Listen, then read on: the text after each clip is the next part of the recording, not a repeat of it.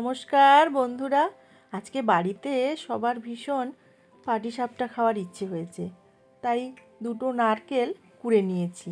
নারকেলগুলো কুড়ে আমি একটু মিক্সিতে পেস্ট করে নিচ্ছি। মিক্সিতে পেস্ট করব বলে আমি কিন্তু নারকেলে কোনো জল অ্যাড করিনি, একটু লিকুইড দুধ অ্যাড করে নিয়েছি।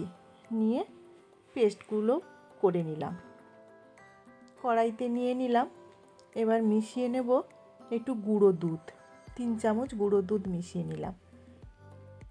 ভালো করে মেশানো হয়ে গেছে।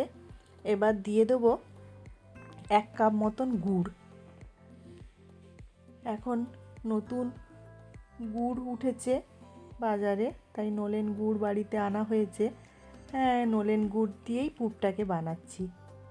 ব্যাস, গুড়টাকে আগে ভালো করে একটু নারকেলের সঙ্গে মিশিয়ে নিচ্ছি।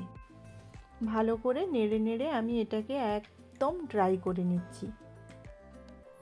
মোটামুটি ড্রাই হয়ে গেল। এবারে এর সাথে অ্যাড করে দিচ্ছি একটু মিল্ক মেড। এই মিল্ক মেডটা অ্যাড করলাম এই কারণেই, যাতে পুরের টেস্টটা দ্বিগুণ বেড়ে যায়। এত সুন্দর লাগে খেতে, আপনারা একবার এরকম করে পুরটা বানিয়ে দেখবেন। পুরটা রেডি হয়ে গেছে। এদিকে আমি সুজি ভিজিয়ে রেখে দিয়েছিলাম 2 ঘন্টা মতন জল দিয়ে, তো সুজিটাও নরম হয়ে গেছে। এবারে একটুখানি 1 কাপ মতো ময়দা নিয়ে নিলাম, আর একটু 1 কাপ লিকুইড দুধ দিয়ে নিলাম। আমি কিন্তু জল অ্যাড করলাম না, আমি দুধ দিয়ে এই ব্যাটারটাকে রেডি করছি। ব্যাটারের টেস্টটাও খুব ভালো হবে। চাটু বসিয়ে দিয়েছি, তেল গরম হয়ে গেছে। আমি একটুখানি ঘি আর সাদা তেল একসাথে মিশিয়ে ব্রাশ করে নিলাম। 1 চামচ ব্যাটার দিয়ে দিলাম। দিয়ে একটা পিঠ লাল হয়ে গেল, উল্টে দিয়ে আরেকটা পিঠ লাল করে নিলাম। নিয়ে পুরটা দিয়ে দিলাম, দিয়ে ভালো করে ফোল্ড করে নিচ্ছি। ব্যাস, রেডি হয়ে গেল পাটিসাপটাটা। নেক্সট বার আমি আবার এরকমভাবেই ভেজে নিচ্ছি। এইভাবে সব পাটিসাপটাগুলো রেডি করে নিচ্ছি।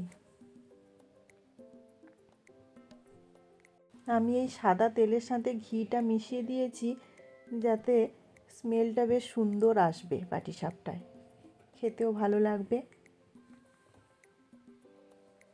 মোটামুটি এইভাবেই রেডি হয়ে গেল সমস্ত পাটিসাপটাগুলো। এখানেই ভিডিওটা শেষ করলাম বন্ধুরা। ভালো থাকবেন, সুস্থ থাকবেন, সাবধানে থাকবেন। আর আমার ভিডিও ভালো লেগে থাকলে লাইক, কমেন্ট, শেয়ার করবেন।